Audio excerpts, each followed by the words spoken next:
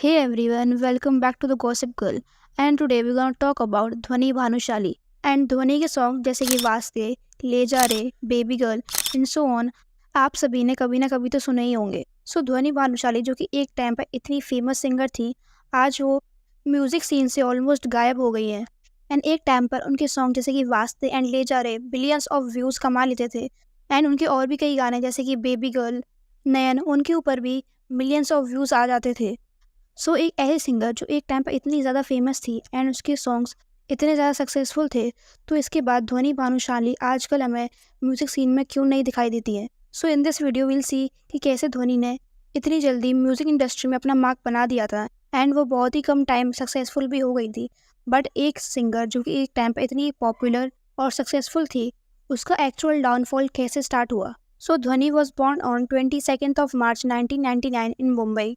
उनके फादर का नाम है विनोद भानुशाली, उनकी मॉम का नाम है रिंकू भानुशाली एंड ध्वनि की एक छोटी बहन भी है जिसका नाम है दिया भानुशाली. ध्वनि को जो इतनी जल्दी सक्सेस मिली है उसके पीछे one of the main reasons है उनके फादर. बिकॉज ध्वनि के जितने भी मोस्टली सॉन्ग्स हैं वो पहले टी सीरीज से ही आया करते थे.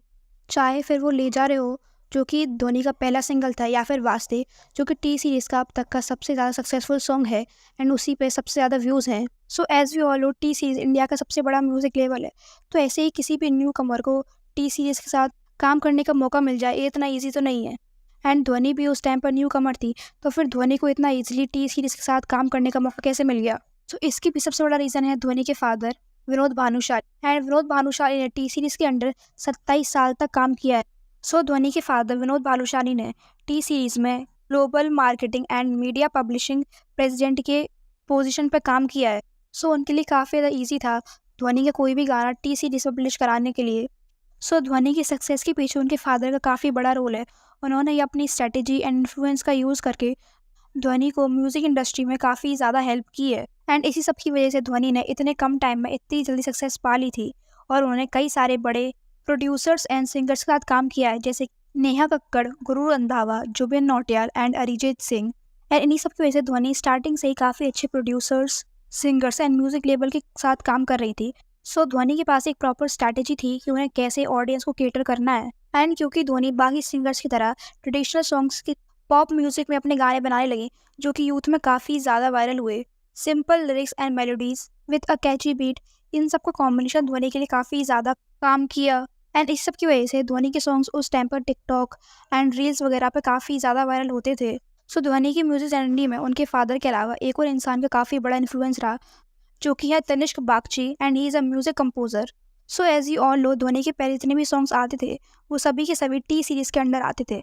एंड टी सीरीज में जितने भी गाने बनाए जाते हैं उन सभी को तनिष्क बागची ही कंपोज करते हैं. इसलिए ध्वनि भानुशाली के साथ भी तनिष्क बागची का काफ़ी अच्छा रिलेशनशिप था. ओवरऑल ध्वनि के लिए म्यूजिक इंडस्ट्री में अपना मार्क बनाना काफ़ी ज़्यादा ईजी था, कि ऑलरेडी उनके फादर ने पहले से ही उन्हें म्यूजिक इंडस्ट्री के रिगार्डिंग गाइड कर दिया था. एंड उसके बाद उनके जितने भी गाने आए वो टी सीरीज़ से आए.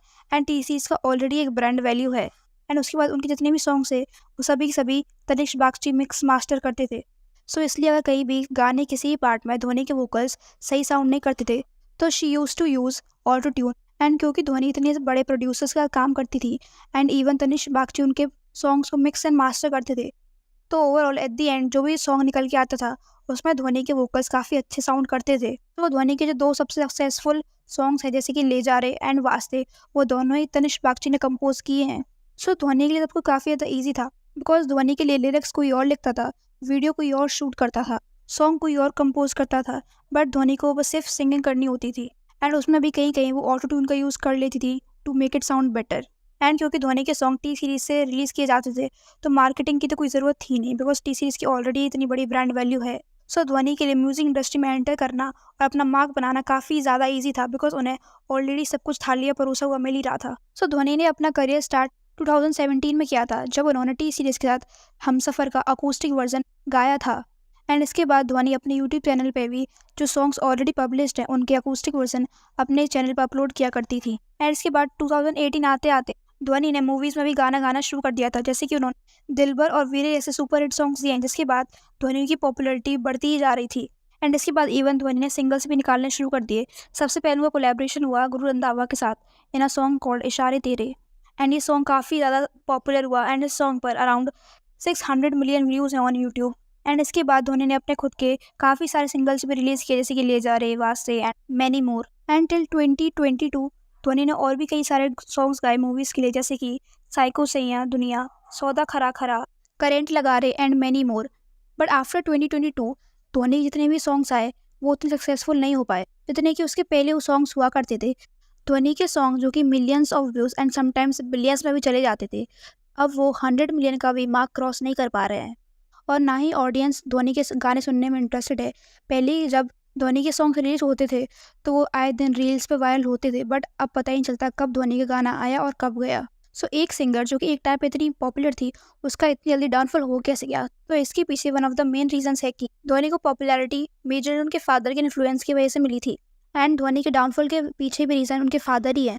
सो एज आई मैंशन अर्लियर कि धोनी के फादर ने टी सीरीज का 27 साल तक काम किया था टिल 2021, बट 2021 में धोनी के फादर ने टी सीरीज से रिजाइन कर लिया एंड उसके बाद उन्होंने अपनी खुद की एक म्यूजिक कंपनी खोली जिसका नाम था भानुशाली स्टूडियो प्राइवेट लिमिटेड। सो इसके बाद धोनी का जो मेजर पॉपुलैरिटी का एक रीज़न था जो कि था टी सीरीज़, एंड क्योंकि धोनी के फादर ने टी सीरीज से रिजाइन कर दिया था, इसी वजह से धोनी का जो रिलेशनशिप था टी सीरीज के साथ वो भी खत्म हो गया। सो इसके बाद धोनी ने अपने सॉन्ग्स हिट्स म्यूजिक लेबल के साथ रिलीज करने स्टार्ट कर दिए, एंड इवन धोनी ने कुछ गाने अपने खुद के पर्सनल यूट्यूब चैनल पर भी निकाले। बट क्योंकि उन चैनल्स की audience comparatively to T series काफ़ी कम थी, इसलिए धोनी को पहले इतनी ऑडियंस नहीं मिल पाई। क्योंकि अगर किसी भी सिंगर का कोई भी गाना टी सीरीज से रिलीज होता है, टी सीरीज क्योंकि इतना बड़ा म्यूजिक लेबल है, उनके पास काफ़ी पावर एंड इन्फ्लुएंस है, जिस वजह से अगर बेकार से बेकार गाना भी किसी बड़े लेवल से रिलीज होता है तो फिर भी वो हिट बन जाता है। इसलिए पहले धोनी के सॉन्ग्स इतने ज़्यादा वायरल एंड पॉपुलर हो जाते थे। वहीं दूसरी तरफ जब धोनी ने अपना म्यूजिक लेबल स्विच किया तो वो सेम पॉपुलैरिटी अब उसके गाने गेन नहीं कर पा रहे हैं। जहाँ पहले इजीली धोनी के गानों पे 500-600 मिलियन व्यूज़ आ जाते थे, वहीं दूसरी तरफ अब जब धोनी के न्यू सॉन्ग्स आ रहे हैं उन पर मुश्किल से 10 या 15 मिलियन व्यूज़ हो पाते हैं।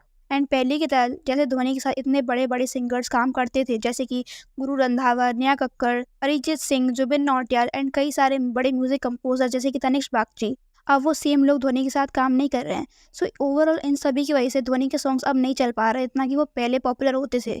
एंड क्योंकि धोनी पास्ट में इतने सुपर हिट सॉन्ग्स दे चुकी है, तो अगर अब उसके कोई भी नया गाना आता है तो लोगों की एक्सपेक्टेशन काफ़ी ज़्यादा हाई होती हैं। एंड जब धोनी ने अपना म्यूजिक करियर स्टार्ट किया था उस टाइम पे लोग मेजरली बॉलीवुड म्यूजिक ही सुनते थे, एंड बहुत ही कम ऐसे सिंगर्स थे जो कि अपना खुद का सिंगल म्यूजिक वीडियोस निकालते थे। एंड उस टाइम पर जब धोनी ने खुद अपने सिंगल रिलीज करने शुरू हुए तो लोगों के लिए वो कुछ नया था, इसलिए उसको इतनी ज़्यादा टेंशन मिल रही थी at that time. But now days क्योंकि धोनी से इतनी ज़्यादा एक्सपेक्टेशन है लोगों की एंड कॉम्पिटिशन भी बढ़ गया है, और हो सकता है जिस तरीके के गाने धोनी बनाती है लोग अब उस तरीके के गानों में इंटरेस्टेड ना हो। सो या that's it for the video, and do let me in the comment section की धोनी भानुशाली के डाउनफॉल के ऊपर आपका क्या ओपिनियन है। And also if you like this video don't forget to like, share and subscribe to my channel. Thank you.